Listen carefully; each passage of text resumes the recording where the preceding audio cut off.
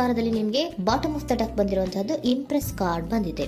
So impress card ಏನನ್ನು represent ಮಾಡುತ್ತೆ?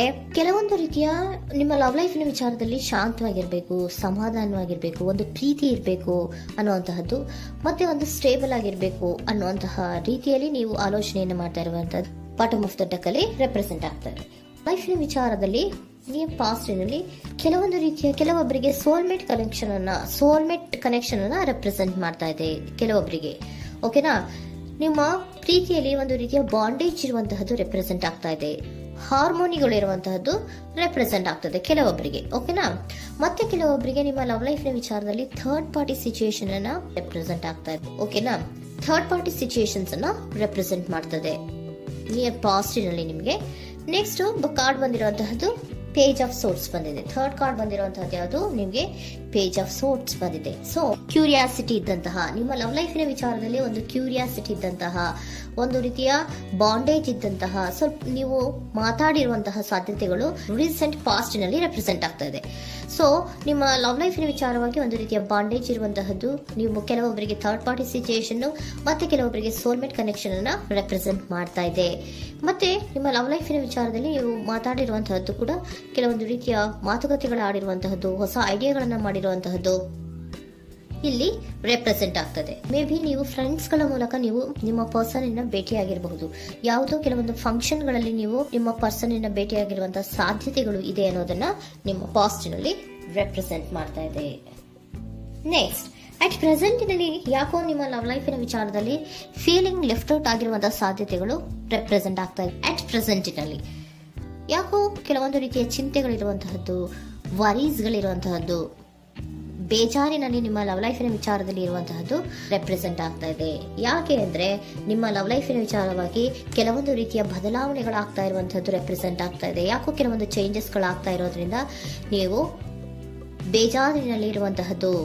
ನಿಮ್ಮ ಲವ್ ಲೈಫಿನ ವಿಚಾರವಾಗಿ ಯಾಕೋ ಪರಿಸ್ಥಿತಿಗಳು ಅಷ್ಟು ಚೆನ್ನಾಗಿಲ್ಲದೆ ಇರುವಂತಹದ್ದು ರೆಪ್ರೆಸೆಂಟ್ ಆಗ್ತಾ ಇದೆ. ಯಾಕೋ ಕೆಲವು ಬದಲಾವಣೆಗಳು, ಚೇಂಜಸ್ಗಳು ಆವಾಗಿಂದ ಆವಾಗಲೇ ಆಗ್ತಾ ಇರುವಂತಹದ್ರಿಂದ ನಿಮಗೆ ಬೇಜಾರಾಗಿರುವಂತಹದ್ದು ರೆಪ್ರೆಸೆಂಟ್ ಆಗ್ತಾ ಇರೋದು.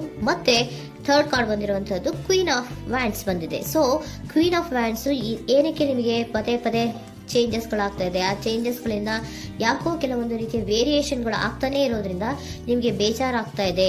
ಸೊ ಅದಕ್ಕೋಸ್ಕರ ನೀವೇನ್ ಮಾಡ್ತೀರಾ? ಬಹಳ ಧೈರ್ಯವಾಗಿ ಕೆಲವೊಂದು ನಿರ್ಣಯಗಳನ್ನ ಮಾಡುವಂತಹ ಸಾಧ್ಯತೆಗಳು ಅಟ್ ಪ್ರೆಸೆಂಟ್ ನಲ್ಲಿ ರೆಪ್ರೆಸೆಂಟ್ ಆಗ್ತಾ ಇದೆ.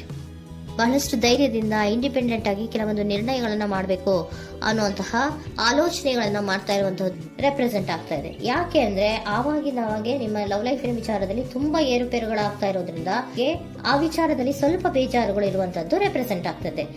ಇನ್ ಇಮಿಡಿಯೇಟ್ ಫ್ಯೂಚರಿನಲ್ಲಿ ಯಾಕೋ ನೀವು ಕೆಲವೊಂದು ವಿಚಾರಗಳಲ್ಲಿ ನೋಡಿ ಆತಂಕ ಪಡ್ತಾ ಇರುವಂತಹ, ಎಗೇನ್ ಬೇಜಾರನ್ನ ಪಡ್ತಾ ಇರುವಂತಹದ್ದು, ನಿದ್ರಾಹೀನತೆಯನ್ನ ಮಾಡ್ಕೋತಾ ಇರುವಂತಹದ್ದು, ಸ್ಟ್ರೆಸ್ಸಿನಲ್ಲಿ ಇರುವಂತಹದ್ದು ರೆಪ್ರೆಸೆಂಟ್ ಆಗ್ತಾ ಇದೆ. ಕೆಲವೊಂದು ನಿರ್ಣಯಗಳನ್ನು ತಗೊಳ್ಳುವಂತಹ ಸ್ಟ್ರೆಸ್ಗಳಲ್ಲಿ ಇರುವಂತಹದ್ದು ಕೆಲವೊಬ್ಬರಿಗೆ ಯಾಕೋ ಇಮಿಡಿಯೇಟ್ ಫ್ಯೂಚರ್ ನಲ್ಲಿ ಕೂಡ ರೆಪ್ರೆಸೆಂಟ್ ಆಗ್ತಾ ಇದೆ. ಆದ್ರೆ ಫ್ಯೂಚರ್ ನಲ್ಲಿ ನೀವು ಏನ್ ಮಾಡ್ಬೇಕಾಗಿತ್ತು? ಸೊ ಕ್ವಿಕ್ ಥಿಂಕಿಂಗ್ ಅನ್ನ ಮಾಡ್ಬೇಕಾಗಿತ್ತು. ಕೆಲವು ವಿಚಾರಗಳ ಬಗ್ಗೆ ನೀವು ಫೋಕಸ್ ಅನ್ನ ಮಾಡ್ಬೇಕಾಗಿತ್ತು. ಏನಾಗ್ತಾ ಇದೆ ನಮ್ಮ ಲವ್ ಲೈಫಿನ ವಿಚಾರದಲ್ಲಿ ಅನ್ನೋದನ್ನ ಫೋಕಸ್ ಅನ್ನ ಮಾಡಿದ್ರೆ ನಿಮ್ಮ ಲವ್ ಲೈಫಿನ ವಿಚಾರದಲ್ಲಿ ಕೆಲವೊಂದು ರೀತಿಯ ಫುಲ್ಫಿಲ್ಮೆಂಟ್ಗಳು, ಸಮಾಧಾನಗಳು, ಖುಷಿಗಳು ಇರುತ್ತೆ. ಯಾವಾಗ ನೀವು ಫೋಕಸ್ ಅನ್ನ ಮಾಡೋದಿಲ್ವೋ ಆಗ ನಿಮ್ಗೆ ಮತ್ತಷ್ಟು ಆತಂಕಗಳು, ಬೇಜಾರುಗಳು ಆಗುವಂತ ಸಾಧ್ಯತೆಗಳು ಇದೆ. ಇದು king of swords, nine of swords ಇನ್ನ ಕ್ಲಾರಿಫಿಕೇಶನ್ ಕಾರ್ಡ್ ಅಷ್ಟೇ. ಅಂದ್ರೆ ಏನು?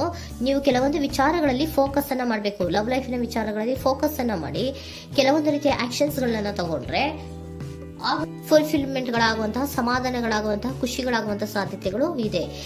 ಕರೆಕ್ಟ್ ಆಗಿ ಮಾತಾಡಬೇಕು.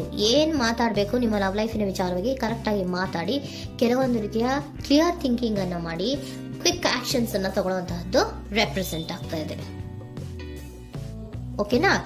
ಇದಿಷ್ಟು ನಿಮ್ಮ ಕಾರ್ಡ್ಸ್ನ ರೀಡಿಂಗು. ನೆಕ್ಸ್ಟ್, ಏಂಜಲ್ ಗೈಡೆನ್ಸ್ ನಿಮ್ಗೆ ಏನ್ ಹೇಳ್ತಾ ಇದ್ದಾರೆ ಅನ್ನೋದನ್ನ ನೋಡೋಣ.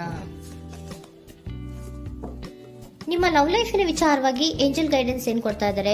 ವೇಟ್ ಅಂತ ಹೇಳ್ತಾ ಇದ್ದಾರೆ. ಸ್ವಲ್ಪ ತಾಳ್ಮೆಯಿಂದ ಇರೋ. ಅವಸರದಲ್ಲಿ ಯಾವ ನಿರ್ಧಾರವನ್ನ ಕೂಡ ಮಾಡಬೇಡ ಅನ್ನೋದನ್ನ ಏಂಜಲ್ ಗೈಡೆನ್ಸ್ ಕೊಡ್ತಾ ಇದ್ದಾರೆ. ಇಟ್ಸ್ ಅಪ್ ಟು ಯು, ಇದು ಎಲ್ಲ ನಿನಗೆ ಬಿಟ್ಟಿರುವಂತಹದ್ದು.